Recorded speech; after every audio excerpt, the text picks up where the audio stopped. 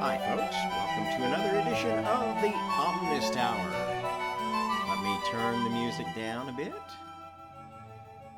It's a nice little background. Hope you enjoy that. I don't know. It sort of seems to give me a little focus for my talks. Today, we're going to depart from what we've been talking about recently, the history of the multiverse, the real history that is somewhat captured in the ancestral memories of our species, but contains a lot of gaps and misinterpretations, misrepresentations. If you've started following me, listening to me, and you're still listening to me, you're probably still wondering, how does Rob come up with all this stuff? Where does all this knowledge come from that I seem so certain of?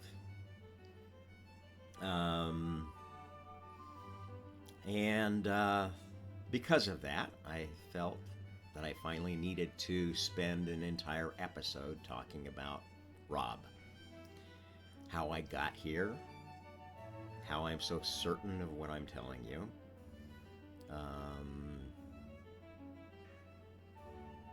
Kind of lay it on the line. I'm not, and I've never been the kind of person that's that into self-promotion. Surprisingly enough, given that I spent a good portion of the last 25 odd years pursuing a passion for acting and performance art, and still enjoy that aspect of my personality that I've discovered rather late in life. It's been really hard when I was doing that, when that was my passion, to be out there and self-promote and do all the things that the budding actor, the budding performance artist needs to do to get their name out there, to get likes, shares, subscribes, to get attention. Has never been something I've been very good at or had much desire for. So this is kind of a hard episode for me, but I think it's an important one to do at this point, to give you a sense of who this Rob character is, why he's here doing this channel, and has such strong opinions on so many things. Okay, I'm going to title this episode, as I like to do, sort of facetiously. I'm going to call it Dr. Strangegod, or How I Learned to Stop Worrying and Love the Apocalypse. So that's kind of the theme. So let's start with, first off, I want to start from the end rather than the beginning, as I frequently do in my storytelling. Tell you a little bit about who I am now, where I am now, what my life experience is at this moment. I live in Indonesia. I got here pretty much as a result of my spiritual awakening, combined with my natural desire to have a family, a wife, children. I'm on my third family now. I came to Indonesia actually on my way to where I thought I was going to retire in the Philippines, a place that had drawn me because I liked living in Asia on the balance, mainly because I enjoyed the fact that most of Asia, at least at its root level, still operates like a functional old world society. People have normal families, extended families that they see frequently and care a lot about.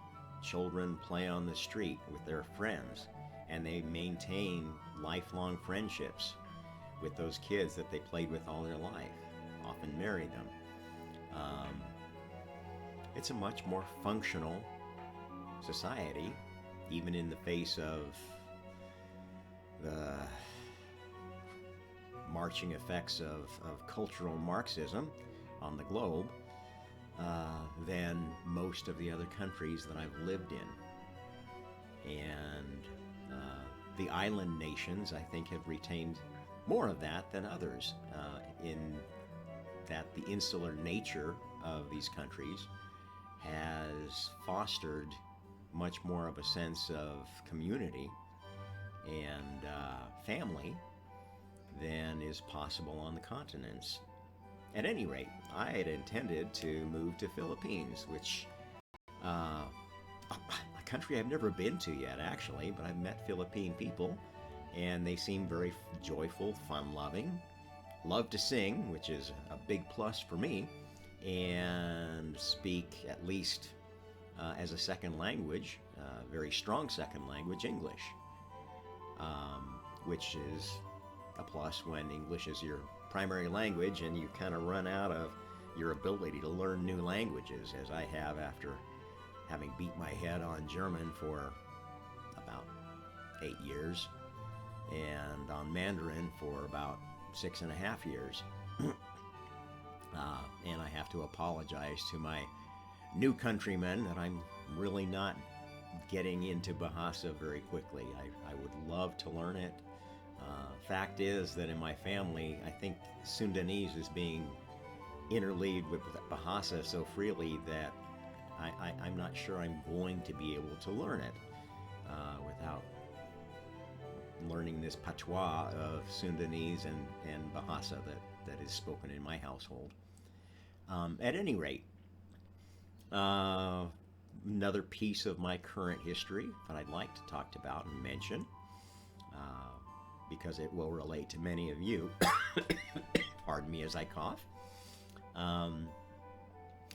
I have been gradually coming to the conclusion that I have some sort of long-term relationship with COVID. I got the first version of COVID back in actually 2019, the end of 2019, when my second ex's sister came to visit from China, and I believe brought the disease with her, as many did before the world even knew about it outside of China. At any rate, I had the worst cold/flu I've ever had. Lasted about 5 weeks, like late December, early January of 2019.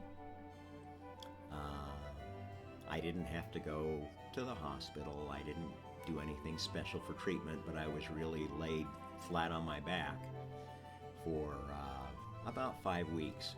My daughter Eloise had it. I was her primary caretaker at the time, and it was not so serious for her. She was sicker than I've ever seen her sick, but it only lasted about 2 weeks. And at any rate, since then, I started traveling, deciding that I was going to retire overseas, both from a standpoint of where I was going spiritually and the standpoint of where I was financially after my second divorce, and ended up on a very interesting joyride through the pandemic, pursuing I'd met several ladies when I finally decided to start dating again and realized, you know what, it's just like before. I know this isn't going to happen in the United States with what's been going on with the female psyche in the U.S. All the good women are married by the time they get to their 30s, or they just have no interest in marriage. And there's a lot of women who want marriage but don't really want to be a woman in a marriage. They want to have their cake and eat it too. And this is not something that I wanted to deal with again in the dating market. At any rate, so I thought, well, although my second wife was 18 and it didn't work out so well, marrying into mainland Chinese family, I thought it would maybe work better in one of the other countries, maybe one of the island nations. And I started getting interested in the Philippines when I started meeting some nice Filipina ladies online. And I met one that I thought was going to be the one. And the lockdowns hit and the travel restrictions. And long story short, I traveled to Colombia thinking I was going to meet this lady there. I spent 6 months, the longest I could, in Colombia, trying to just live cheaply until I could get Social Security and figure out a way to get together with this gal in the Philippines. At some point, I gave up on that gal and started dating local Colombian gals and nearly hooked up with one. It just didn't feel right. So I kept pursuing this Filipina lady. When the 6 months in Colombia were up, I started looking where I could go in the world that was fairly cheap to live and didn't require vaccination to get there, because I'd already been ahead of the curve on the real science, which said that, well, especially for somebody that's already had COVID, the vaccines are a really bad idea. They stimulate the same sort of immune response that COVID does. And, it's actually that immune response that causes most of the serious consequences. Because that immune response is what causes clotting, clotting in the blood vessels, the small blood vessels that are so prevalent in the lungs, in the brain, and in the musculature that runs the heart. At any rate, I had firmly decided that I was not going to be vaccinated. And so the only country that I could get close to, the Philippines, without getting a vaccination at the time, was Indonesia. They hadn't done anything regarding a vaccine requirement as yet, and at the time were only requiring PCR tests before and after arrival, and I think at that time it was like a 7-day quarantine in an approved hotel. So that's what I did. I came to Indonesia, and mostly to get to a closer time zone to the lady I was online dating at the time, and be able to spend more time together. It's pretty hard to have much overlap when you're in a 11 to 13 hour time differential. At any rate, I came to Indonesia, Jakarta, and started working on getting this lady the same kind of visa I had. You couldn't get in on a tourist visa, but you could still get a business visa at that point, which with renewals will get you 6 months in Indonesia. Long story short, I got this close to getting this lady over to Indonesia, and 3 days before she was supposed to travel here, she missed getting her PCR test on the weekend, and because she was off gallivanting around with friends, having a good time, and I had to delay her flight from the day it was scheduled, which was the Monday of that weekend. Well, that same Monday, the government of Indonesia announced that they were going to start requiring a vaccine passport, rolling out this system, and nobody was getting into Indonesia without a vaccination card. Boom. So all of a sudden, all the plans go up in smoke. And at this point, I finally had realized that, this lady in the Philippines, doesn't seem to be the one. Uh, our relationship, although it had been kind of really interesting initially, had turned into like half an hour call a day uh, without much to talk about, without much to share. Not very rewarding. And I thought at first that that would improve when we were in the same time zone. It really hadn't during the month I'd been in Indonesia trying to get her over here. So I decided, you know what? Maybe I should just take a look and see what there is in Indonesia. And look at just staying here because, well, I can be here for 6 months on a business visa, and you know, though now they have a vaccine requirement, I won't be able to do much traveling. I couldn't even travel inside Indonesia. It's so bad. I could still get in the malls by sneaking in through Starbucks.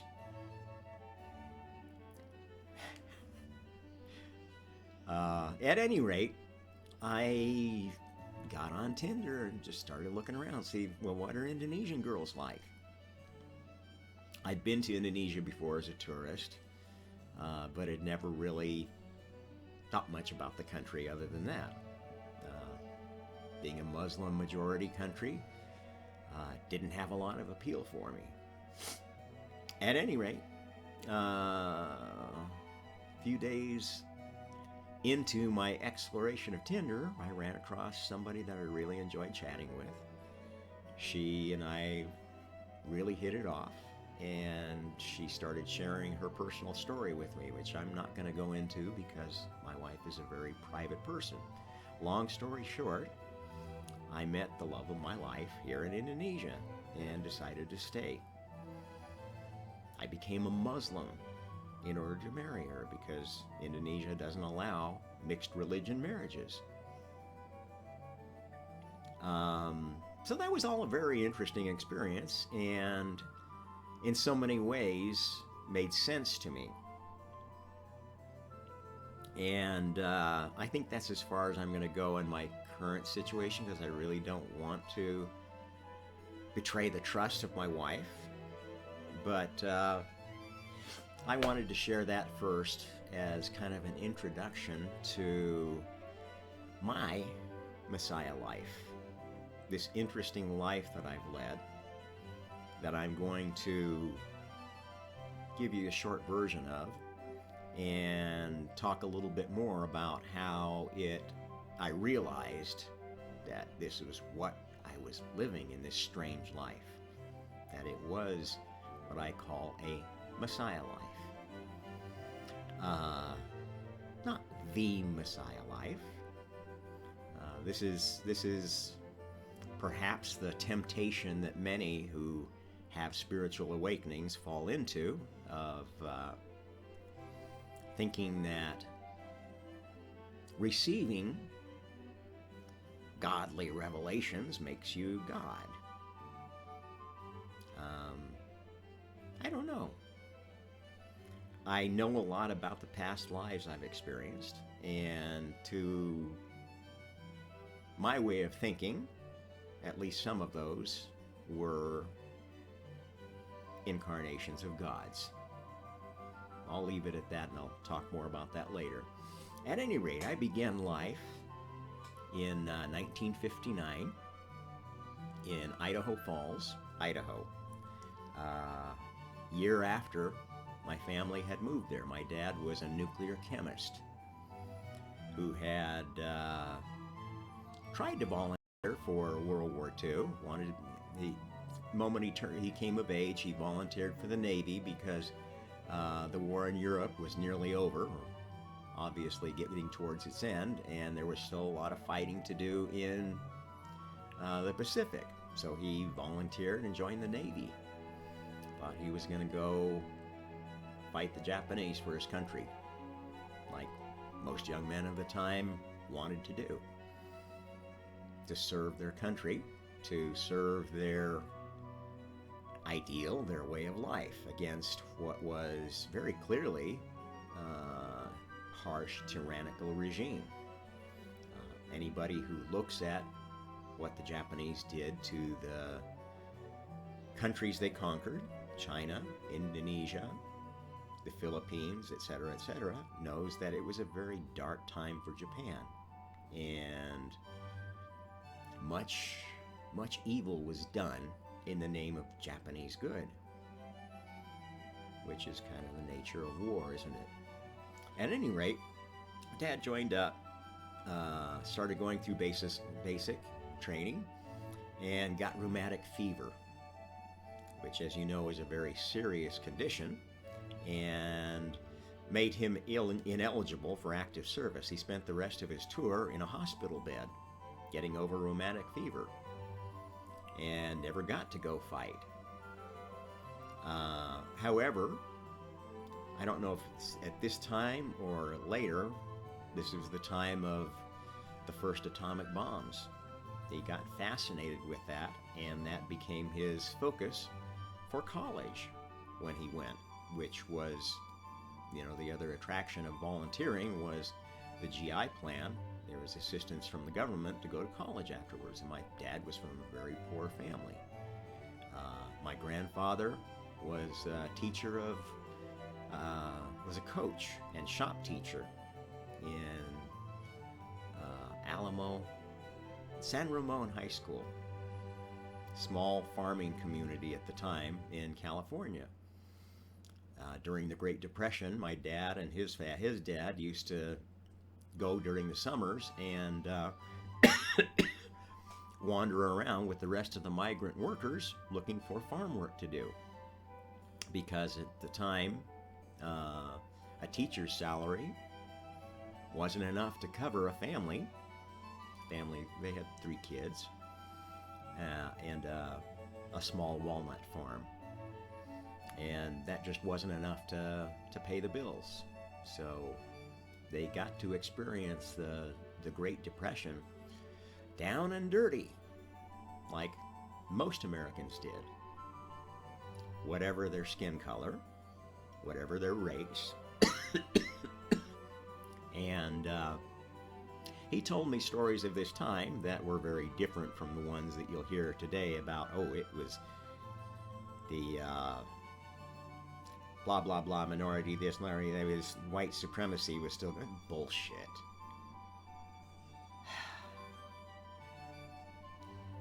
The narratives that you've got going now are just so divisive and so unhealthy and so untrue.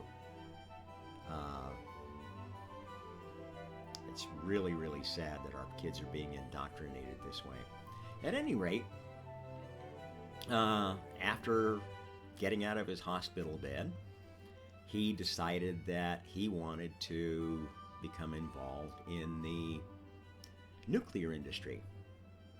And that's what he studied, nuclear chemistry, or chemistry, I don't know, with a nuclear focus. And somehow ended up being one of the people. I'm not sure if this was because he was still in the Navy or because he was on reserve or something like that, but he ended up being one of the folks selected to witness the first H-bomb explosion on Enewetak Island. He never talked much about that.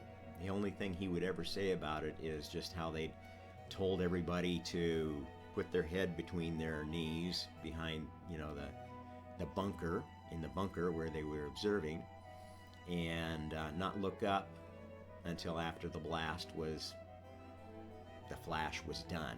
And he said, when the blast happened, he could see his bones through his skin, like an X-ray. And that's all he ever said about the experience. My folks had 5 kids. I was the middle one. My oldest brother, named Peter. My second older brother, named Paul. Now, one might think that would establish some kind of a pattern. Being 2 of the most famous early Christian dignitaries, Actually, Paul was not an apostle, but many people thought Paul was because so much of Paul's thinking, letters to churches and so forth, was captured in the New Testament. Saul of Tarsus was not one of the original 12 apostles. At any rate, my parents started off naming their kids after apostles, Peter, Paul, and at the time there was a very popular folk group, Peter, Paul, and Mary. Interestingly enough, my mother was pregnant with a third child before I was born. Would have been a girl. I often wonder, I never did get a chance to ask my parents whether they were planning on naming her Mary. At any rate, that child was stillborn, and it was a huge disappointment to my parents, devastating as you can imagine. And interesting shift happened at that point.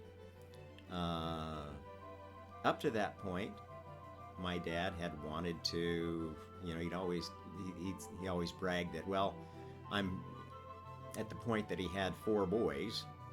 He says, well, I'm hoping for a girl, but if I get a basketball team, that'd be just as good.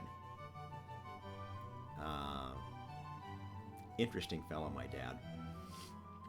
At any rate, when I came along, he broke with tradition and named me after him, Robert. As if somehow a dream had been shattered by the loss of that daughter. And thereafter, the last 2 kids, my younger brother and sister, they gave names that really, as far as I could see, had no particular significance. They named my younger brother Dirk Emil, 2, I don't know, names that they thought were kind of neat. There was no background story, no fit for anything, no logic behind it. And my younger sister, Patrice.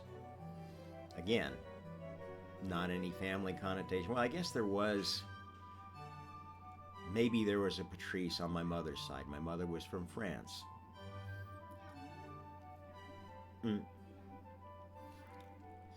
That's our maid telling me that there's something to do downstairs, but I'm not going to listen to her because I'm going to tell the story. At any rate, yeah, my mother was French. Her father was a first-generation American Norwegian who came for World War I, survived, and met a French girl and decided to stay there and settle down. So he was an American who'd only been in America for maybe 10, 15 years before becoming a European again. But because of his citizenship during the war, they had dual citizenship. And when the Germans invaded France, they were in the Vichy part and had some level of normalcy return to their life. And then, as you know, the Germans decided to occupy the Vichy part of France after getting a scare when the Allies attacked the French Navy, fearing that they would allow themselves to be used by the Nazis. And the Nazis decided to occupy all of France. My mother used to tell me all the stories of her childhood. She had vivid memories of the occupation. The most vivid memory she shared with me was one of her best friend and her having to go to the pharmacy in the town where they lived and fetch medicine for her younger sister who was deathly ill. And she and her friend went together for moral support, I guess, and were running through this town, and during that time just happened to be a German tank convoy coming through town, and they wouldn't stop for anyone. So she and her friend had to make a run for it between tanks going through this small town in France. My mother made it. Her friend slipped and fell and was killed. And, that and other experiences and what my father shared with me from the Great Depression had a huge, huge impact on me. Interestingly enough, not so much on any of my siblings who either loved my parents dearly but really didn't put any value into their experiences, were all consumed with living their own life, or actively looked down on my parents, as was the case with my oldest brother. Maybe one of the reasons that my father became disenchanted with whatever dream he had that caused him to start out naming his children after apostles. At any rate, I grew up a rather shy child, bookish child, very advanced child. I was reading at probably a 6th grade level by the age of 4. By the age of about 8, I was reading things like War and Peace, Tolstoy, Dickens, large fat tomes about history, which have become one of my subjects of fascination. I was particularly interested in ancient and medieval history. I was also interested in comparative religion. Read things like The Golden Bough, The White Goddess, some of the great works of the Victorian or post-Victorian age on the origins of religion in our species. Also a great fan of classical music. I've since learned to love the classics of more modern genres, but until I was probably a 14, 15-year-old, all I ever listened to was pretty much stuff like you hear in the background. This is my music. I'm a classicist. It speaks to me in ways that more modern music doesn't. It has a depth, it has a quality of art that I find missing in most of pop music, especially pretty much all of pop music since the 90s. Call me an old fuddy-duddy. I think this is significant to my story. At any rate, despite all my interests, I was also a huge reader of everything related to archaeology. I was completely fascinated by the career of folks like Heinrich Schliemann, the discoverer of Troy, who didn't quite get all the details right, but proved that there was indeed a city where Troy was supposed to have been, which had been the target of a long siege and destruction. Maybe not exactly in the period that was described in the Iliad, but this was one of many discoveries that was showing that our memories of history. I have to take my little drink.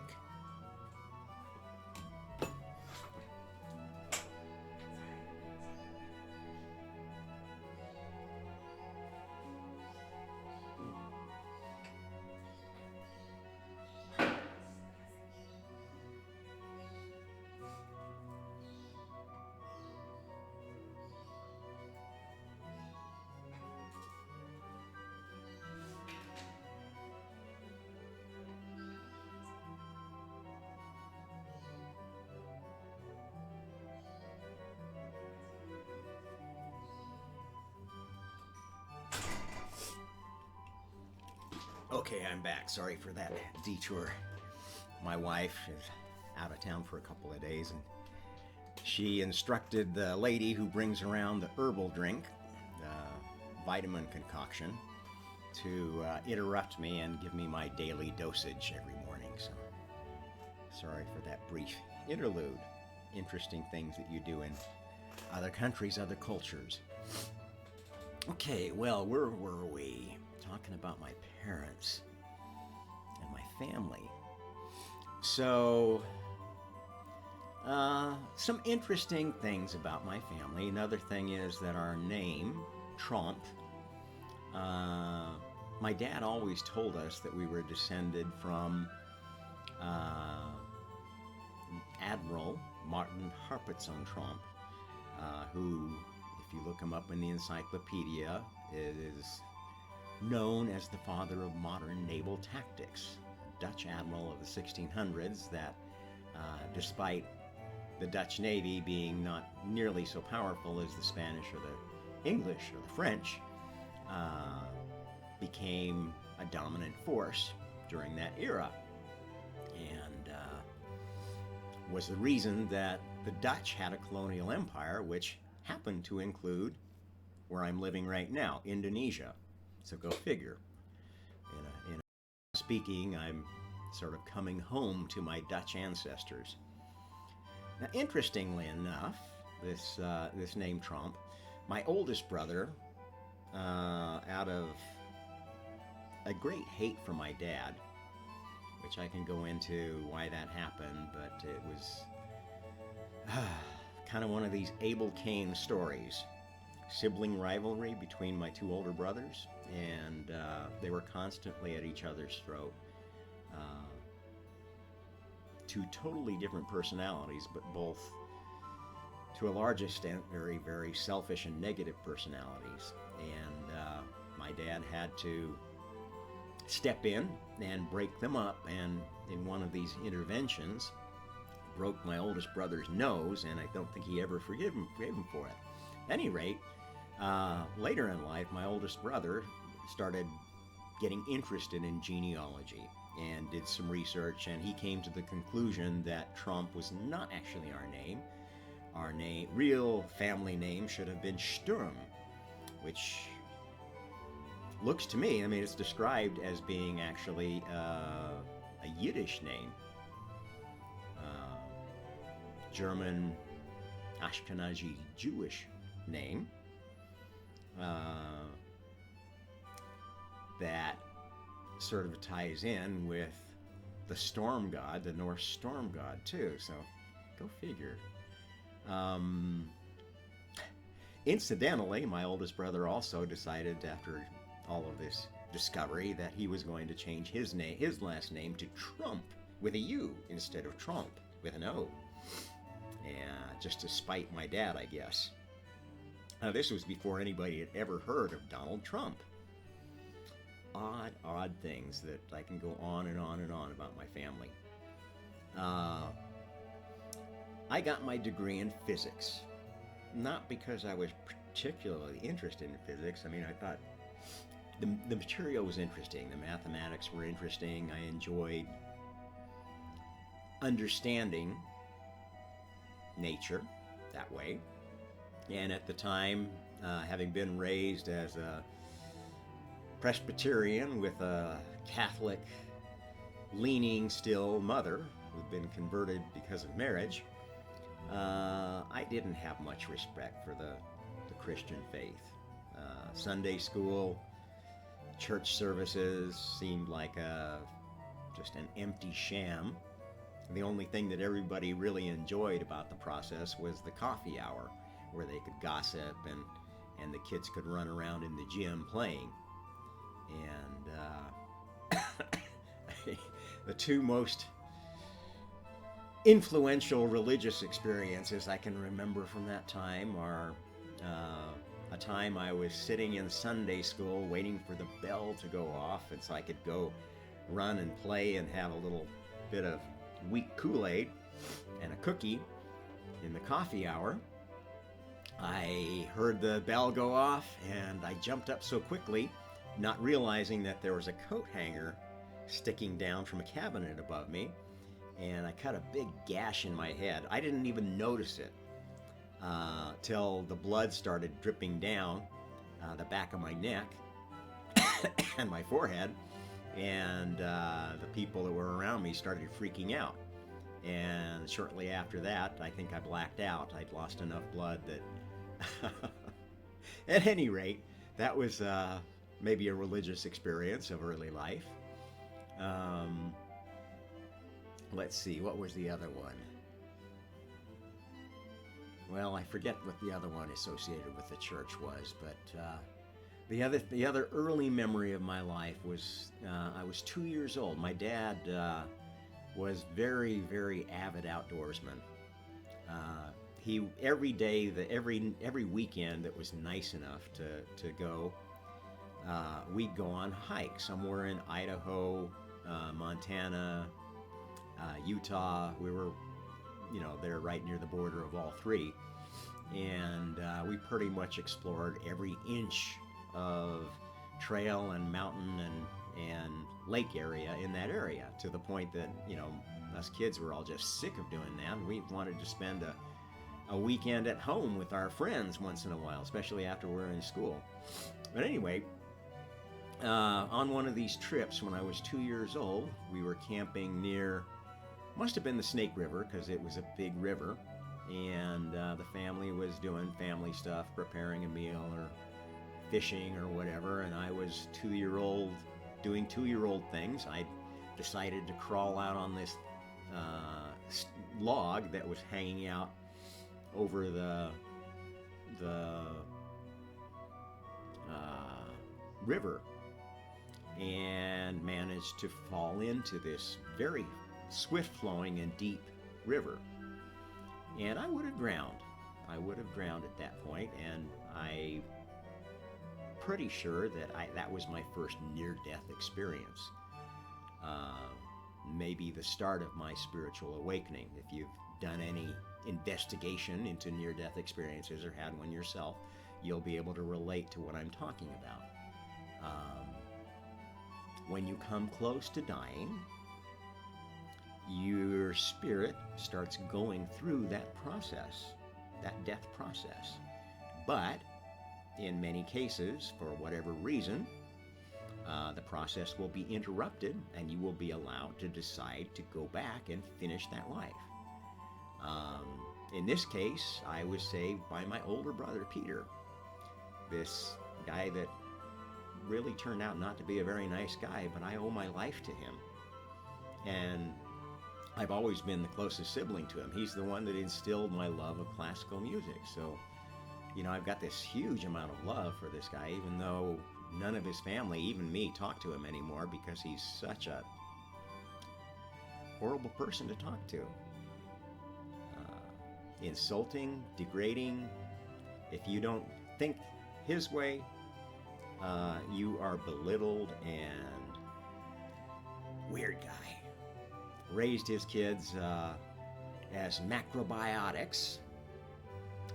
His belief system is pseudo-Hindu. He named his kids after Hindu gods, or his daughter after a Greek mythical figure. So, a very mystical guy, but boy, his awakening sure didn't go too well, as far as I've seen. Contrast that with my second brother, who is a very non-spiritual person. Spent his entire life focused on his dreams of being rich and famous for geological discoveries. Go figure. At any rate, I was a very different child. Most precocious children you run into tend to be kind of troublemakers, or, get bored in school. I certainly got bored, but I could always entertain myself in my thoughts, thinking over what I'd been reading at home, and even thinking over the material that was being covered in class, and asking myself research questions that I could answer on my own after the standard curriculum was done. I think I owe a lot of that to a couple of teachers that are most memorable from my school years. My first teacher in first grade was Mrs. Snell, this big, huge battle axe of a woman. Imagine what the fat lady singing from the opera would be at about 60. That was Jo Snell. And she was the most delightful person. She was teaching first grade, but she didn't teach down. She taught up. And if the kids didn't get it, fine. They get what they can. And, that's kind of old school liberal teaching. You don't talk down, you don't indoctrinate. You give the kids what you think they need and let them take from it what they can. And boy, she was the best teacher for me. She would actually even let me teach the class sometimes if she knew it was a subject that I'd already been read up on. Because, in first grade they teach all subjects, and she often let me kind of take over and talk about history, mathematics, and things like that, because I always was at the top of the class. And she was always making these wisecracks and little jokes about the material that I was the only one that would get. I'd be laughing hysterically, and everybody else in the class would be like, "Hey, Robert, what's so funny?" And Joe and I would just look at each other, and we would be in this other world. God, I miss that lady.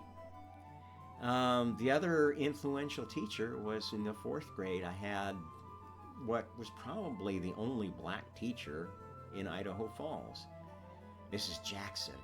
She was incredible. She was just so full of energy. And just a force of nature. And I'm not sure how much I learned in her class, but it was like the experience of being around her was like energizing. I think it was my first encounter with somebody that was just like one of these free spirits that just radiates energy. And I was on the same wavelength. And I think, it was also my first experience getting to know a black person in this very sheltered life. My dad had been extremely conservative. I mean, just to the right of the John Birch Society, and was absolutely very racist, but mellowed over time. My youngest brother, Dirk, ended up marrying first time Korean lady who had been adopted during the Korean War by white parents. And you could tell my dad was really unhappy about that marriage. And it was a racist thing. That turned out to be true because she did a lot to ruin my little brother's life. She was very vain,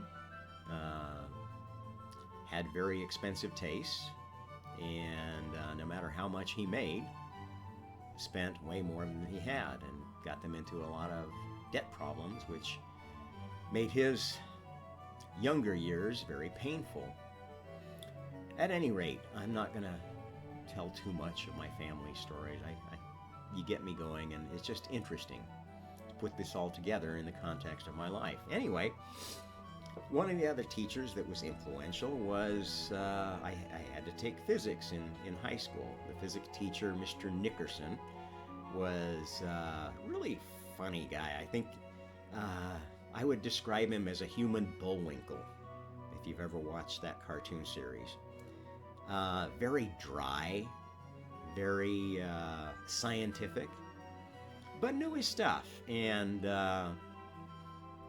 at the time, mine was a generation between that of the 60s and that of the 80s, where it was a kind of a counterculture generation. We'd seen the mess that our older siblings had made of the 60s and the hippie movement and the drug culture and the free love culture. And there was kind of a backlash in my generation of, let's just try to be normal again, especially in Idaho. So, I was the kid that was always obedient, doing the right thing, trying to please my parents, please my teachers, please the world around me. And I think that's why I chose physics as a study subject in college. I'd seen my oldest brother study classics and end up not being able to get any kind of a job except for like selling insurance or selling paper products and stuff like that. And I didn't want to end up like him, having difficulty supporting his family. So I did the sensible thing and studied science. And physics attracted me the most because it seemed to be the most general science, the foundation for everything else. And I've always been interested in foundations of things, the foundations of our history, the foundations of our government, the foundations of religion, kind of a foundationally focused person, if you will. Okay, so I studied physics, got my degree, figured I would go to graduate school. And, well, let's see, the high point of my 4 years at University of Washington, I think in retrospect, were not so much studying physics, but some of the summers I spent. Two most influential summers. One summer, I knew that my dad had a dream of building a house out in the country and having a place that he built with his own hands and having some land like he'd been used to having when he grew up on his father's walnut farm. So he decided he was saving up vacation from his job as a nuclear chemist for years and years and years, so that he could take a whole bunch of time off in 1 year to build his dream house. And I knew of this plan, and I thought, my God, my dad wasn't really very good at mundane things like fixing things around the house, doing, that kind of normal guy thing. He could do it, but he'd always, take 3 steps forward and 2 steps back. And what he did would always end up being kind of, pardon me, half-assed. So I thought, well, I'm not much better, but at least if he's got a helper, maybe this project is going to go better than I'm afraid it's going to. And if he'll pay for my college this year so I don't have to take a summer job, then on the days where he's working, I'll have some free time to pursue my hobbies. And then I'll devote the days where he's working on this thing to being there, helping him out, and build this house. And I thought, maybe it'll be a chance for us to bond more, because I'd never felt real close to my dad. He never really shared much with anybody. It was almost like he lost interest in children after they reached the age of 2 and they were past the bouncing on the lap, making funny faces stage. He couldn't really communicate with young people. So we're off to build a house with my dad, and I got to really know my dad more than any of my siblings had. And what a wonderful experience. The house we built was, as I expected, kind of half-assed, and it did hold up well enough so they could eventually sell it when they were too old to live out in the country. But that was a very formative summer. The other formative summer of that time was my last summer of undergraduate. I took a job, an internship, working at Fermilab, which, if you're not familiar with that, you've probably heard of CERN. That was the precursor to CERN, the biggest accelerator at the time, highest energy accelerator before the Europeans built CERN. And I spent a summer whizzing around the main ring at Fermilab, making adjustments to magnets, moving magnets around, and basically having a really good time with the other interns there, and getting some experience of real life. Story I'll tell you from that time was once in a while when we got tired of work, we had to carry a dosimeter around, when we go down in the ring so that we wouldn't go over our allotment of radiation. Well, once in a while, when there was a game coming up in Wrigley Field, we would accidentally leave our dosimeters in a place that we calculated would be good and overran our limit early in the week so that we would get some time off where we didn't have to be actively working, and we could take long lunches and go watch the Cubs lose. And those trips into Chicago with the other grad students that were there on internships were a very, very formative time in hindsight for me. Not having realized yet that I had this other side of being not the geeky, nerdish, bookish egghead that everybody thought I was at the time. At any rate, I graduated from University of Washington with honors in physics, having spent the 4 years taking the minimum physics and math curriculum and spending most of my time doing what I really loved. Best memory there was taking a series of honors level courses, survey courses, from a guy named Willem Sokol, who was the conductor of the Seattle Youth Symphony and a huge fan of Gustav Mahler. And his focus classes on Gustav Mahler were just, a huge formative part of my life.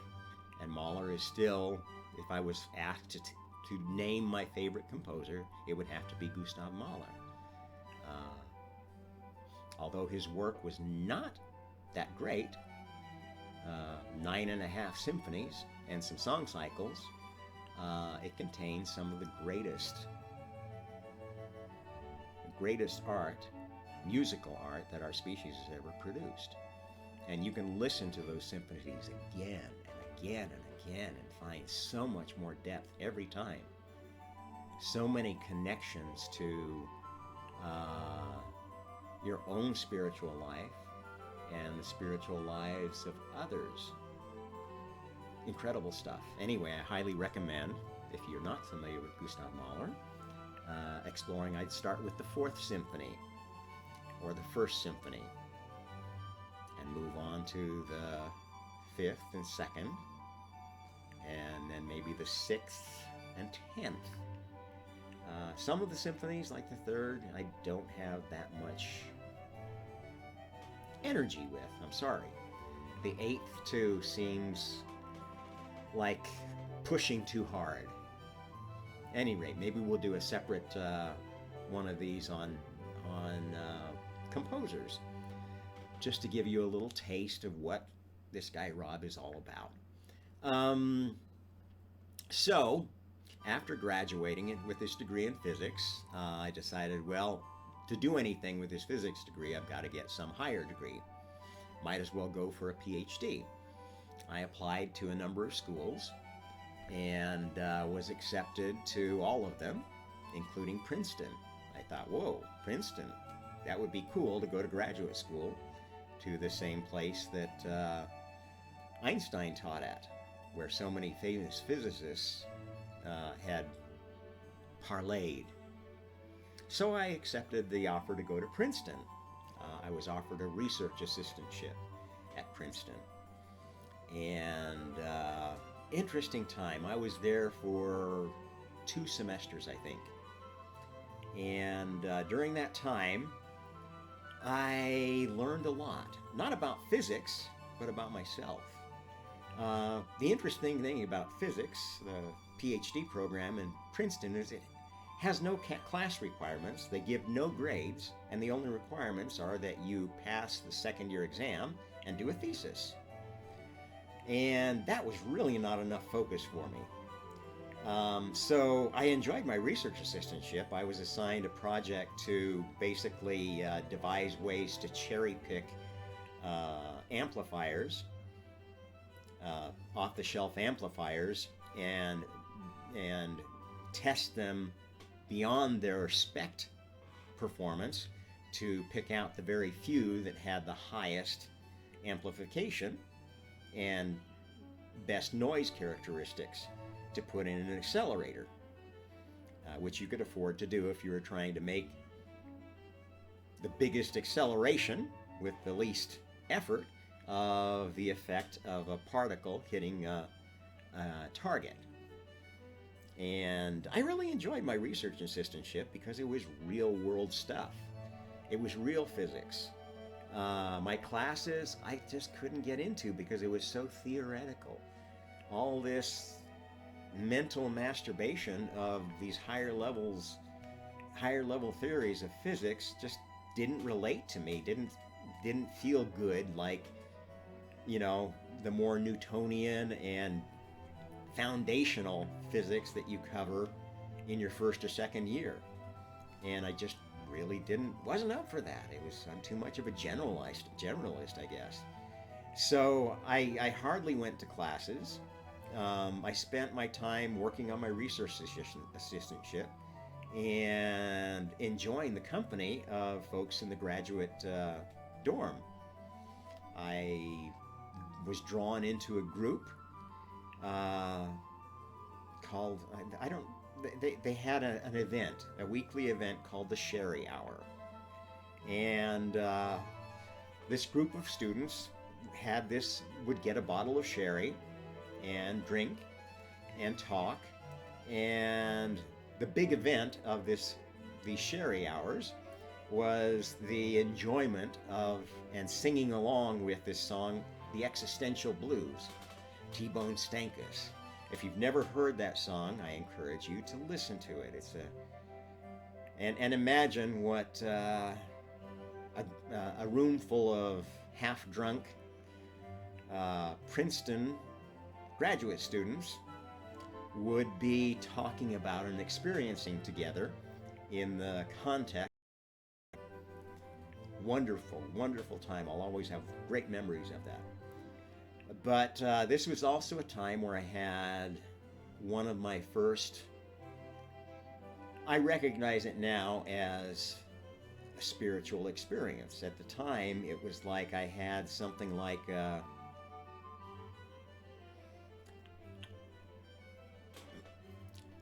you might call it a mental breakdown, if you will. It wasn't so much a mental breakdown as a realization that something wasn't right here. The path I was on was wrong. Now, granted, that was probably part worry that I really wasn't focusing on my studies. I wasn't really focusing on physics. I was spending time with my friends in the Sherry Hour and enjoying the wonderful library that Princeton has. Works that I'd been wanting to read but had never found a copy of. Music that I'd always wanted. I also played the violin and viola, another part of my journey that I've passed now, but was important at that time. I used to get together when I was going to University of Washington with my brother who lived nearby, and we would go with him or maybe some other friends and play at Pike Place. I played the viola, he played the violin, and we had friends who played violin and cello, and we would do quartets down under the, where the musicians like to hang out at Pike Place and make a little extra cash, busking. I used to play in the stairwells at the dorm. I never was really good. It was never something that it was like, I'm going to make this a career. I didn't have the manual dexterity. I had the desire, but not the skills or the talent. And I had so many other interests that never worked out. It wasn't until I started singing that I found a musical art that I could do and do well and excel at. That was later in life, and I didn't really have the urge to go make it a career, but I still am very active singing and have my little following on Star Maker, which I'm kind of proud of. It's the way I still enjoy the performing arts part of my nature without actually doing it anymore. Um, moving on. So I decided I couldn't stay at Princeton. I needed to do something else. And at the same time, I was feeling like, you know what? I'm in this ivory tower world. It's fun to be around all these uber intellectuals, but I felt like I'd completely missed much of life. I'd never up to that point had a serious girlfriend. Um, Never had a relationship that lasted longer than a week. Um, the jobs I'd had were not very rewarding up to that point. I worked my first job. I actually worked for from about age, I think 12 till I graduation. I was a warehouse worker for Farmer Brothers, the guy that ran the local warehouse. Needed somebody to help him unload trucks, do inventory, and sweep up the place and stuff like that. And that's the job I did. A very solitary and kind of lonely job. And I was popular in school, but I wasn't really, I was popular because I was the smart kid. Everybody wanted to sit next to me so they could copy my answers. People liked me because I wasn't snooty like most of the smart kids.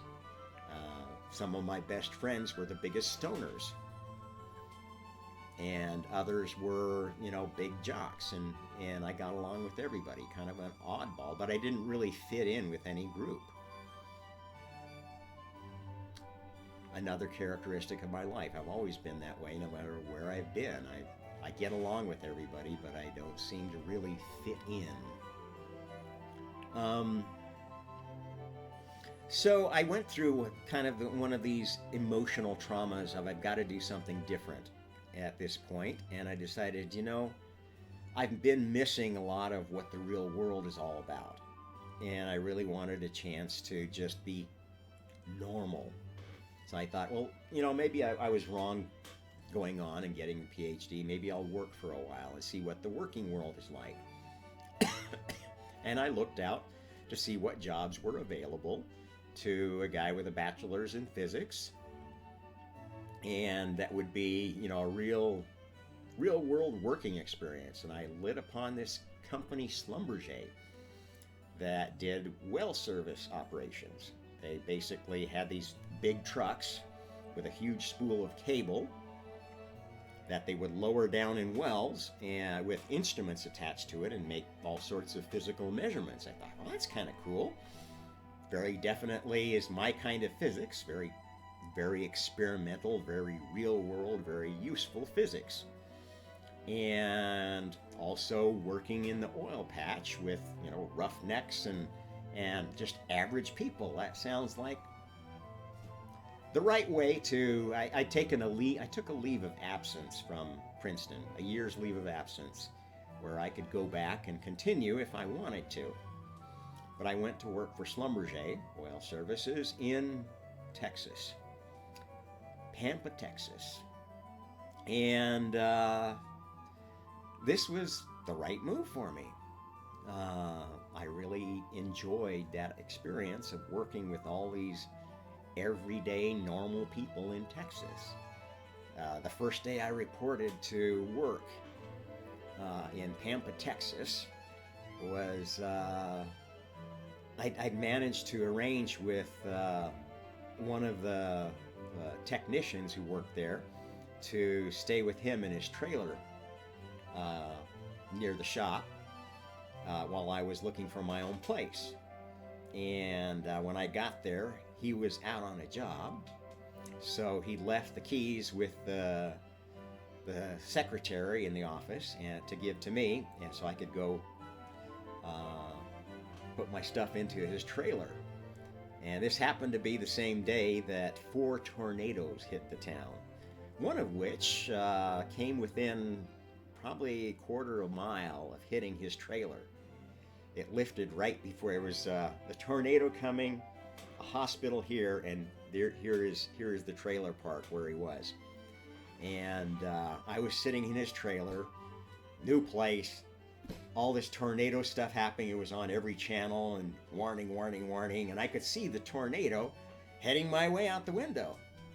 And I said, I'm not sticking around here to get hit by this. I got in my car and started driving the other way, which is absolutely stupidest thing you could do, especially in hindsight, knowing that there were actually 4 tornadoes active. But I just drove away from it and stayed away for a few hours, came back and found that, oh, well, it had lifted just before it would have hit the hospital and everything was fine.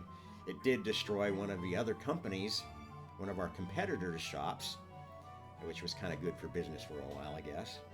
But anyway, that was my first experience of Texas. And memorable experiences there. The lovely ladies who did the clerical work there. I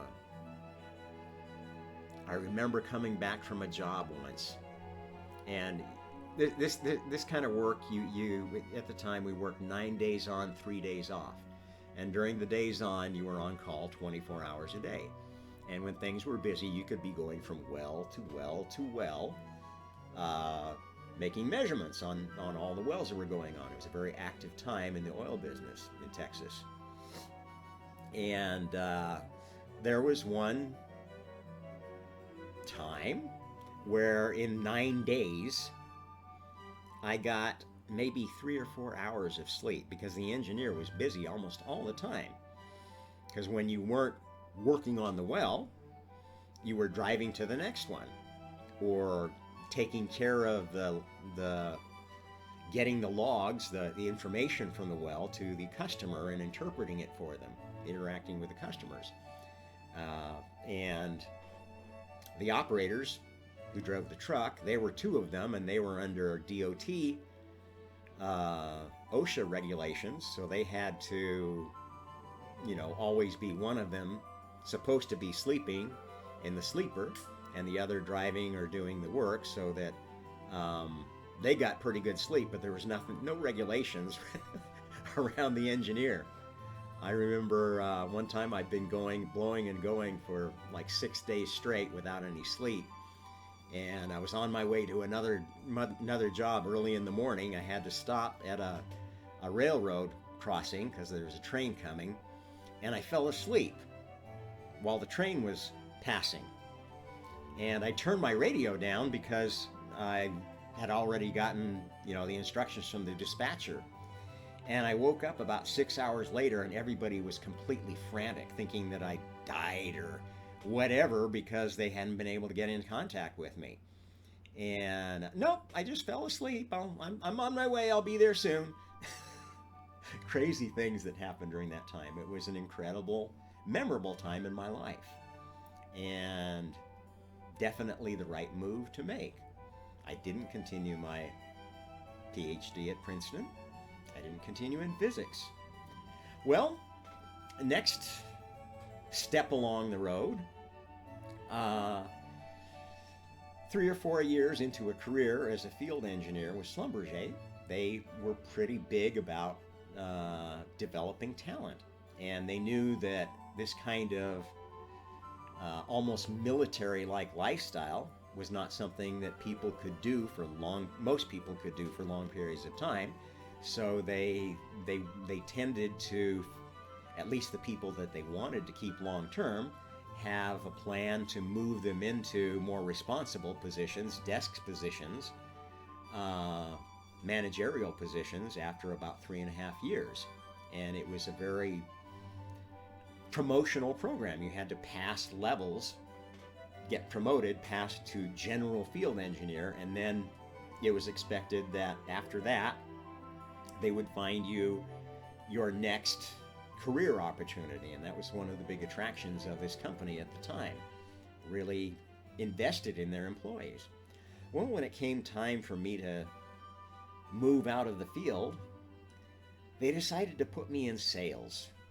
Now, if you'd known me at the time, you would have thought this is the guy least likely to succeed in sales. I was a very shy, bookish, eggheadish person. I dealt well with the operators because I wasn't an asshole to them, pushing my position around. I treat them just like other people. You got your job, I got mine. And, I may get paid more than you do, but that doesn't mean I'm better than you. I do have to give you guys orders because I am, when we're on this job, your boss, but I'm not going to treat you like slaves. And whenever possible, I helped them out with their work, carrying the dirty stuff, getting dirty myself, because I didn't want to just be sitting there being the slave driver like many engineers did. At any rate, they put me into sales in Amarillo, Texas. I was one of 3 salespeople there. The guy that had been there the longest, Bob Mitchell, was your quintessential sales guy. Fast talker, knew everybody, member of the golf club, member of all the civic organizations, and just, your archetypical sales guy. Second guy was more of a quiet guy like me, case toil salesman. He sold products that would, do things after the well had been drilled when they wanted to produce it. The less interesting stuff, well, it was pretty interesting, like dropping explosives down in the hole after it had pipe in it and blowing holes where the oil and gas were. Exploding things was kind of a fun part of this job too. Dealing with radioactivity was another fun thing that I'd already had some experience with, but became part of the interesting piece of this whole part of my career. At any rate, I was promoted into sales in Amarillo, and I had no idea why, except that maybe they wanted me to be more like Bob Mitchell, who was so different from me characteristically that it's like, if you think I'm going to be like this guy, you don't even know me. And I thought they were crazy putting me in sales. But it turned out that they had planned doing this in order to have somebody that was not like Bob. Because it turned out while he was a very successful salesperson, there were a few key customers who didn't jive with his manner of salesmanship. Didn't want to play this whole good old boy game. And in particular, one of the companies that was drilling those wells at that time, Sloss and Energy, drilling a lot of wells because they owned rigs. They were both exploration and a drilling company, which happened fairly often back in those days. And when the oil business started turning down, they kept their rigs busy because they didn't want all that equipment to go to waste. And they were the ones that kept drilling when everybody else shut down. And we weren't getting any of that business because their chief geologist was an introverted guy who didn't like Bob Mitchell, didn't like this, backslapping, high-fiving outgoing sales type. They assigned me to go get their business. I went in and I met this guy, and we had very similar kind of personality. I told him, give me a chance. Let us interpret some of your wells for you. I think we've got better equipment. I think we've got better engineers to interpret.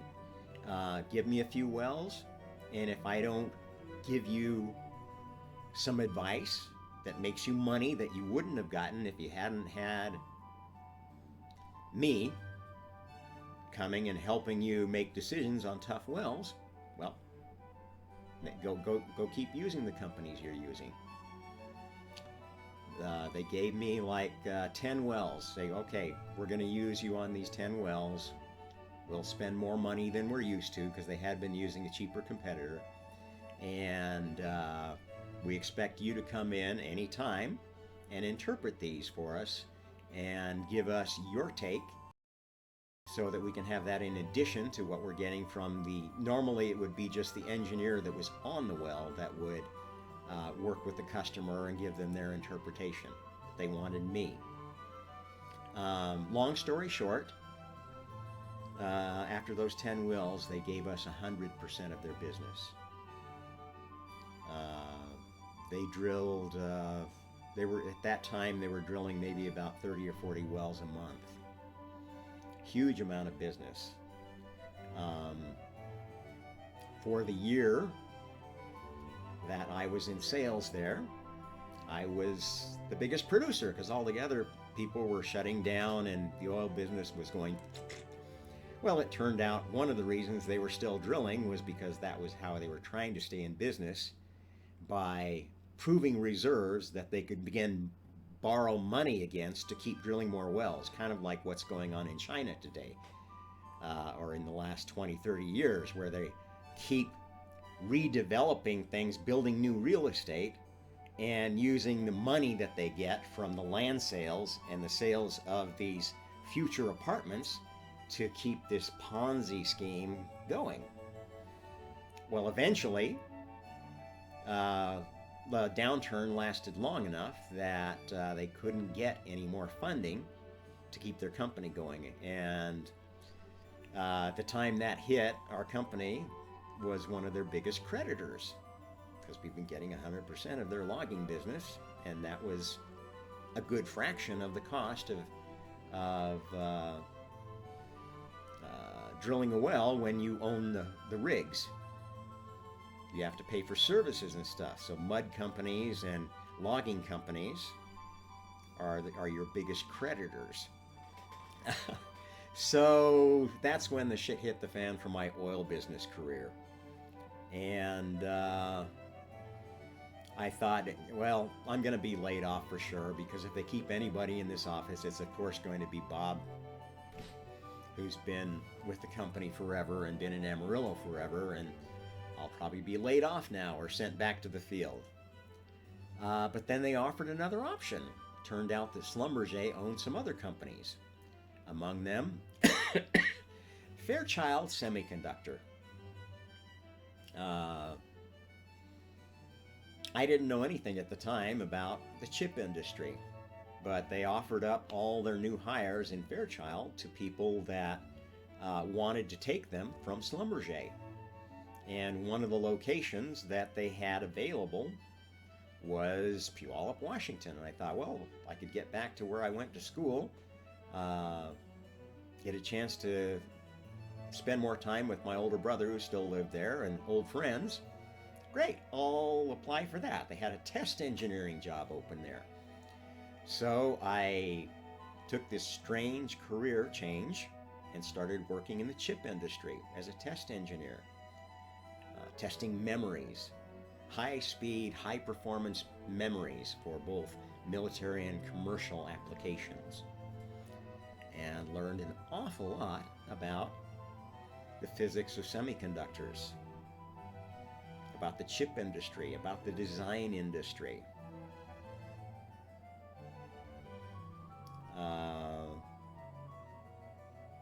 Interesting development.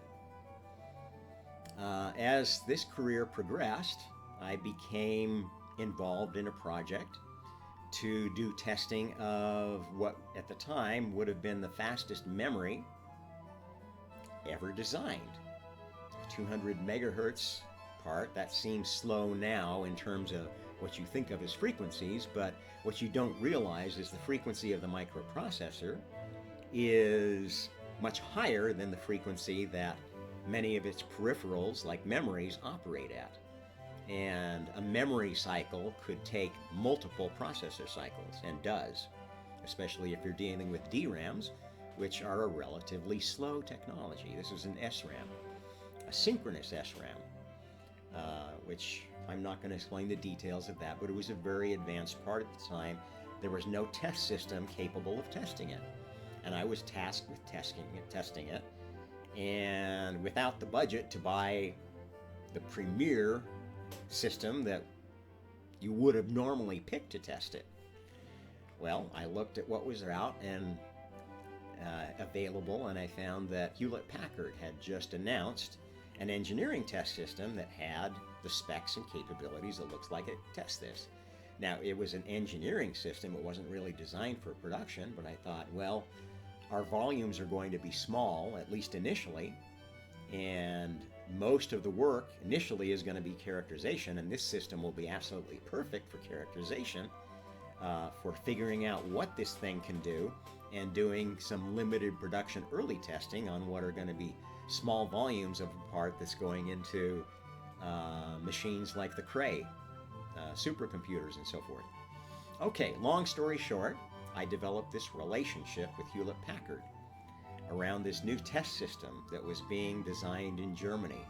They'd announced the product and were looking for customers, and we ended up being their first customer, even though the product was designed for microprocessors, for that kind of a chip. Didn't really have any memory test capability. Well, I wrote a compiler that turned memory patterns into logic patterns for this system.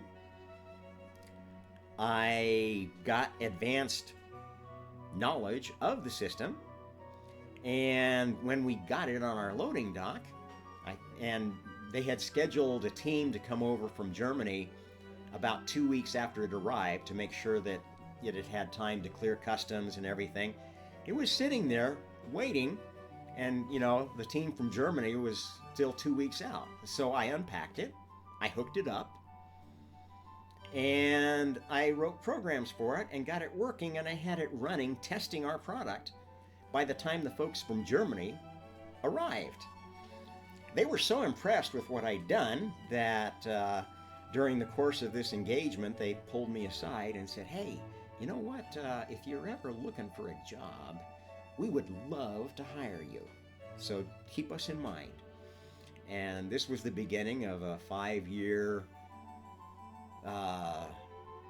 on and off love affair with Hewlett Packard that finally ended up in me taking a job with Hewlett Packard. They called me up about an opportunity. I was working for Motorola in Austin, Texas at the time, and not very happy.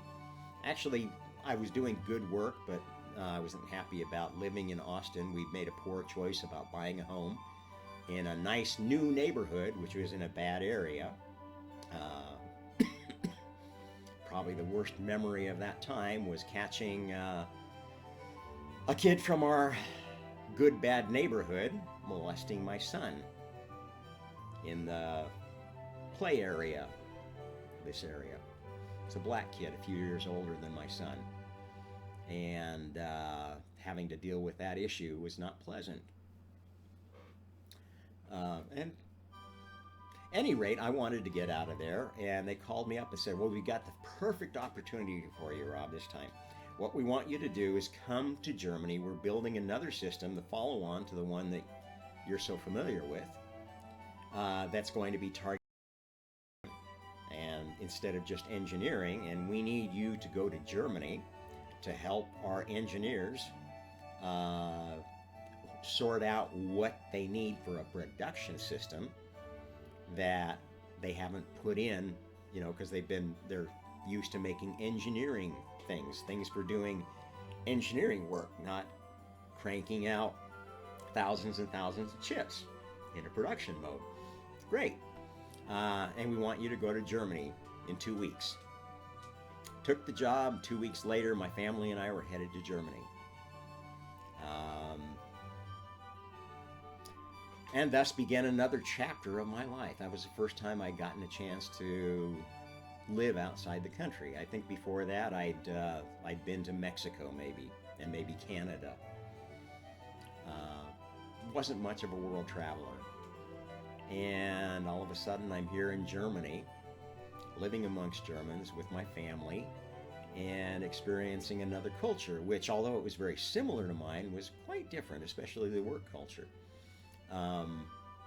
First time I was in Germany, I was in marketing. The marketing people tended to be North Germans, very outgoing people, and more salesy type people that traveled a lot and were very open-minded, as Germans go. Second time I went there, I came back as the expert for this second system and worked in the field as a kind of a super technical support engineer. Then they asked me to come again for the next system, the follow-on, which was going to be an even better production system. At any rate, That time I came and I worked in R&D, and I worked with the Germans that were not focused on dealing with others, getting along with others. Very interesting experience. I'm going to talk to my wife for a second. Hey, babe, I'm podcasting right now. Can I call you back in a little bit? Okay, I love you. Love you too, sweetie. I'll be done soon. Bye. My wife.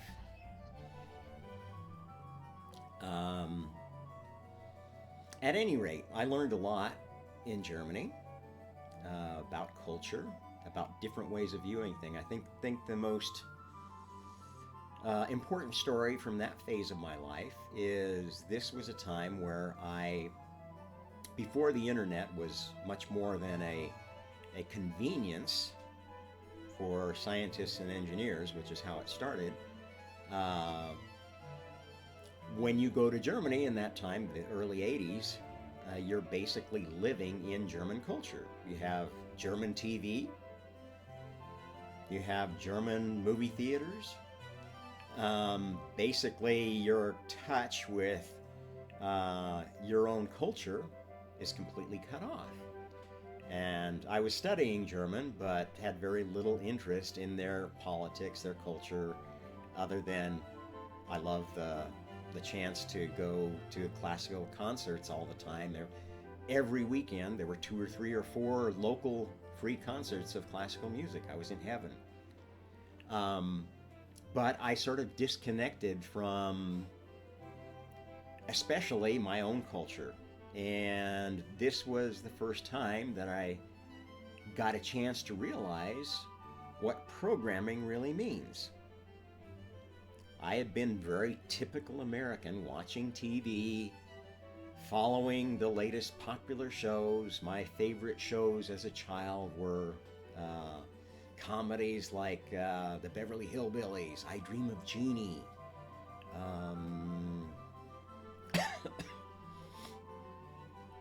The Outer Limits, The Twilight Zone, etc., etc. For these years that I was in Germany, I was kind of out of touch with that. And each time I would come back, they did, let me come back once in a while for vacation and stuff like that. I would sort of get a taste of what was going on in my own country.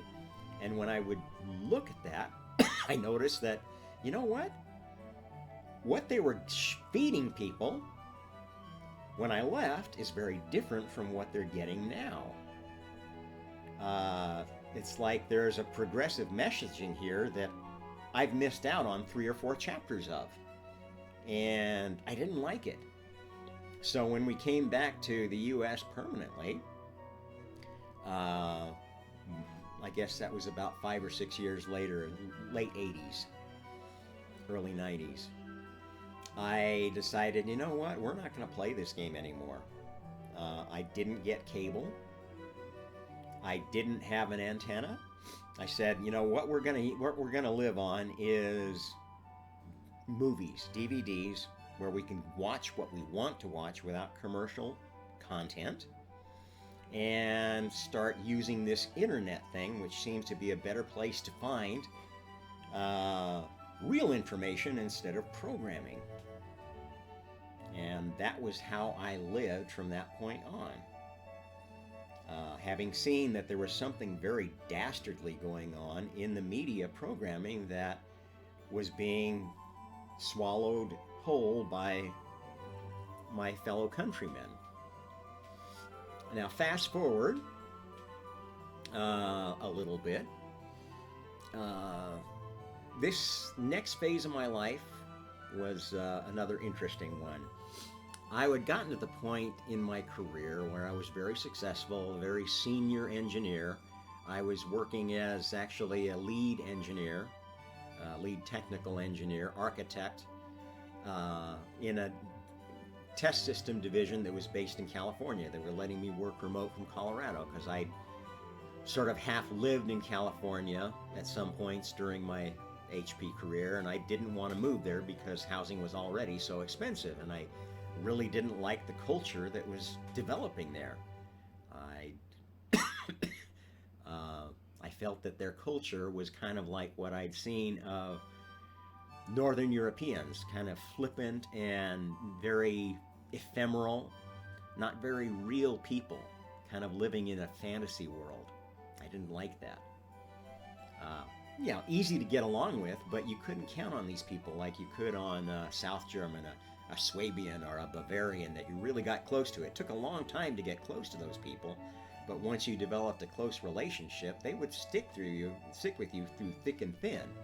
And it seemed like Californians and North Germans were more friends of convenience, acquaintances, who would be very nice and accommodating as long as you were on the same page as them.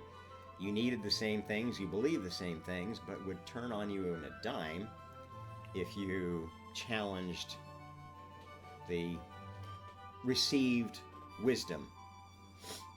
At any rate, at this time, I'd been, working in the corporate world for about, 81 to early 90s, maybe 10, 15 years. No, this would have been more like 20 years after the second time I got back from Germany. At any rate, about 20 years of corporate work, and I'd gotten to the point where I really didn't like corporate work. Every job I had, it would be interesting and fun for the first 6 months or a year, and then it would just become frustrating because no matter how interesting the technical problems were, they were all basically the same kind of technical problems. And the real issues that you're always banging your head up against all the time were people issues. People that were just getting in the way of progress, or people pushing progress in a direction that was not progressive. And from an engineering standpoint, if you've ever been in the software development world, you kind of know what I'm talking about. In corporate settings, in engineering, you have one group of people that says, well, let's just make the smallest tweaks on what we have to get to the future. And you've got another group that wants to throw the whole thing out and cobble it together with the latest gobbledygook, interesting technologies that are, they want to work on, that sound cool and neat to them. And I was right in the middle of that as an experienced person that understood you can't throw out the baby with the bathwater and get products out, especially if you're developing software to go with hardware, because the hardware can't change as fast as the software. And when the hardware is ready to ship, you've got to have software to go with it, or you don't have a product. So, I was kind of at this point of, I'm very, very frustrated with the human aspect of the corporate world. And feeling like, I see more clearly the problems going on here, but nobody's listening to me. You've got people who are in the slow lane, the conservatives of the corporate world, who want to do the bare minimum to get a new product that sort of competes with their faster moving competitor. And you've got these other ones that just want to throw everything out and reinvent the wheel because it would be fun. And me sitting in the middle trying to make some sense to these guys of reality. Very frustrating. At the same time, I was kind of frustrated with my family life, my marriage. I was overweight, drank too much. And look at me right now. Imagine me with another 65, 70 pounds on, looking older than I do now. At 40, I looked older than I look now at 63. And people who knew me in that time will back me up on that. I was in a very bad place. At the same time, oddly enough, while we were in Germany, my daughter had gone to, not to an international school, they tried that and they hated it, but she went to a base school, a U.S. military base school, and got involved in their theater productions and had found that she really liked theater. And when we moved back to Colorado, she wanted to continue that. And At the same time, we kind of thought, well, that might be something good to get Oliver involved in too, because he seems to be enjoying singing and acting too. They did sort of acting play together when they were kids. So we went back to Colorado, and they'd gotten involved with this local community theater, Jester's Dinner Theater in Longmont, Colorado, which was a very interesting place. It was a small dinner theater. Kind of, I think they ran in what used to be a gas station or something like that, or a service station. And it was a family that wasn't real rich, but they were very much into performing arts. A couple and their 2 kids, and they'd always had this dream of having this theater, and they made it happen by hook or crook in this town that really was too small to really support a big time dinner theater. The big time dinner theater is in Boulder, Colorado. And, that's the one everybody goes to when they want to be seen at the theater. And Jester's is where people go if they want to have a good time. And, they're still operating and still doing shows on a shoestring. And they also do a great children's educational program, which, unlike many, don't just teach acting skills, don't just dabble, but they actually have as a goal for the kids putting on a production as a result of the class. And so my kids started doing these productions in the children's classes. And those were really fun. The scripts were easy and written by I think the director, Scott. Great guy. At any rate, they got involved in that, and at some point, they announced that they were going to do as their main show, The Sound of Music, which, as you know, has a lot of kids in it. And they'd in fact decided to triple cast the kids, so there would be a lot of opportunities, and both my kids wanted to audition. So they said, "Oh, can we audition for the main show?" And my ex got to looking at the schedule and said, "You know what? The rehearsals and the length of the run, I'm not going to be taking you to Longmont that often. If you're going to do this, you're going to have your dad drive you." And so I said, "Well, yeah, okay, I'll do that. I'll bring along a book and be this, boring engineer dad. I can read my book and have a little quiet, and watch my kids enjoy having fun doing this new activity that they've fallen in love with." So the first night, the auditions happen, and my son gets cast, but my daughter didn't. She didn't make Liesel. I'm very heartbroken about that, but my son got cast as Kurt. So I got tasked with taking him 5 days a week, 6 days a week to rehearsals, and then to the performances, which were, I think 4 performances a week for a run of about 9 weeks. During which, because it was triple cast for the kids, we would have only had to go once in a while. But it turned out that things happened a bit different. I showed up the first night with Oliver. He got up on stage doing the stuff with his castmates. I was sitting in a corner reading my book, and Scott comes over to me and says, "Hey, you're Oliver's dad, aren't you?" And I say, "Yeah." He says, "You know what? The butler didn't show up tonight, and I was wondering if you might read the butler's lines just tonight, so we can go through this scene that there's just a few scenes the butler's in." I said, "Okay, fine." So I read the butler lines that night. Next night, well, same story. By the end of the week, it was like, you know what? I don't think the butler is going to show up. Could you play this one eensy-weensy part? I think it had like 10 lines or something. It was, the smallest part you could possibly imagine having to have in a show like that, especially on such a small stage. If there was any way they could have cut the part, they would have, but it was just so critical to a few of the scenes where Franz had to come in and introduce some event that changed the flow of what was going on stage. Okay, so long story short, I got stuck playing Franz the butler in The Sound of Music. I'd never been on a stage before, never had thought I would ever have an interest in performing. I was very shy. Uh, an egghead. I got up there and I had so much fun. Both on stage and backstage, I found, wow, these theater people are a lot of fun. A lot more fun than the engineers I've been having to put up with. This may just be the solution to the funk I'm in, because I was overweight and very unhappy and very depressed at the time. Well, long story short, 2 shows later, I was Alfred Doolittle in My Fair Lady, major character with 2 major songs and a lot of lines.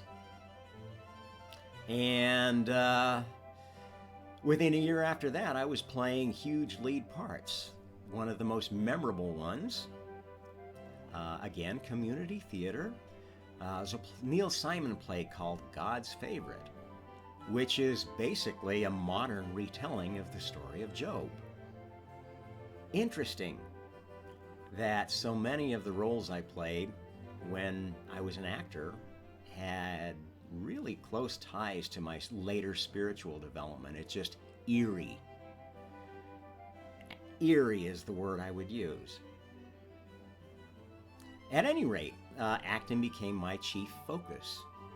And to the point where there came a point where there was a major layoff coming. Everybody knew it was coming, and I wasn't in any danger of losing my job. But I was thinking, I've been working for this division in California remotely for over a year now. I don't like not being in close contact, daily contact with my coworkers, and I especially don't like working for the couple of people that are over me who are, one of them was, your typical micromanaging authoritarian manager, which is anathema for somebody like me. Always pushing back on any new idea, always wanting to take credit for anything good that happened and lay blame for anything bad. You've probably worked for a manager like that. Made my life miserable. Ben Rogel Favila. If you're still out there, I love you, asshole. At any rate, I thought about this thing and I said, you know what? With the number of years I have in at HP, it was now Agilent. I think they changed the company. They split it off to another company called Agilent at that point. The layoff package was pretty attractive still. With the amount of years I had in, I was going to get a year's worth of pay and other benefits of a layoff. And I decided, you know what? I'm going to volunteer for a layoff because I don't like this place. I don't feel comfortable with the direction it's going. I like a lot of my coworkers, but I don't really like working every day in my basement and spending most of my time on the phone, not with real people. So I volunteered for a layoff. And I decided, you know what? I've been putting in so many years, I deserve to use this money to take a year off and do something for myself for a change. Because I'd pretty much been the perfect family man, the devoted corporate servant and whatnot. And I thought, you know what? I'd like to focus on this acting stuff for a year. So I took a year off with this severance package, and I studied acting. I studied voiceover. I studied acting, for film, and did a lot of theater, and it became my whole life. And I realized that I was actually quite good at it. I had a natural affinity for it. And the more I honed that skill, the better I got. And I was, at the end of that year, I had an agent in Denver. I was getting a fair amount of work, auditions, not a lot of paying work because Denver's not a very good market, as you know if you live in Denver. It's not a big entertainment market. It's not a big performing arts market. But that's where my life was at that point. And, The odd thing is, a lot of people I know that are in performing arts, that are actors, singers, musicians, they have a large component of what they're doing that is because they have an ego that needs to be fed. Now, I think most of you who follow the celebrity world realize that. That wasn't really where I was coming from. What really appealed to me about acting was the opportunity to explore other perspectives, other personalities that, I could envision being somebody like that, even though that is not me. And I found it very stimulating to observe the different characters that I had to play, to get into their skin. And, in hindsight, I think that was my past lives calling out to me, wanting to be awakened. And that's what drove that passion. I didn't really enjoy performing that much. I had performance anxiety. I had a hard time memorizing lines. God, that play, God's Favorite, I had literally half the lines in the whole play. I don't think there's a hour and a half play where one character has more of the lines than that one. Because it's basically, the characters are this guy that's like the modern day Job, his wife and 2 kids, and dealing with this house that's falling apart. You gotta see the play. It's really hilarious. But literally half or more of the lines are the Job character, Joe. And I don't know how I got all that memorized and got through that performance. I don't even know how I tried it. They gave me the part, and I thought, well, I'll give it a shot. But I did it, and I've done other similarly huge parts that you wonder, Shakespearean roles, and somehow gotten through it all. I've had some rough times with a few of them. Maybe I won't. Maybe I'll get into one today when we get to the China phase of my life. But we're running a bit long, so I need to start moving along. I think we're going to make this into 2 segments. One that's going to cover my life up to my big spiritual awakening, and the other one that's going to get past it. At any rate, acting became my passion for a while, my focus. And at the end of this year off, I had to go find a job because I still had a family to support and kids that were going to be in college soon. And I decided to go back to work for HP, this time in the printer division in Boise. And had to leave Colorado. And the plan was, this was in the middle of the school year, the plan was for the kids to come and join me, kids and my ex, to come and join me at the end of the school year. And so I went to Boise to take this new job. And again, another one of these wonderfully strange events that happened that just happened to work out perfectly. I took this new job in the printer division with this Korean boss that ended up becoming one of my best friends and drinking buddies, and kind of headed on to a very different path of semiconductor test, software development, and more into firmware development for printers, and much closer to the hardware-software interface world, much closer to an Asian-influenced world, because if you know anything about laser printers, you know that the genesis of laser printers was as a collaboration between Canon, Japanese company, and HP. Canon, who had the laserjet technology, and HP, who was the leader in printers, in the interfaces and mechanical stuff. At any rate, I think this is a good point to kind of stop the story. We will begin again next time with Rob's travels in Boise and on to China. I hope you found that interesting. and maybe gives you a little bit more idea of who I am. I think you'll get a lot more idea out of the second session. I'm sorry this went so long, but I don't know how else to tell a story but to go where it leads you. And I'm sure there was some important reason why I included all the details that I've included and excluded the details I didn't, because there have been so many things in my life that led me to where I'm at today that it is indeed spooky. And that's what I want to impress on you, is how spooky a Messiah life can be. At any rate, for the Omnist Hour, this is Rob Tromp. Like, share, subscribe, and look for the continuation of this topic in our next session, maybe tomorrow.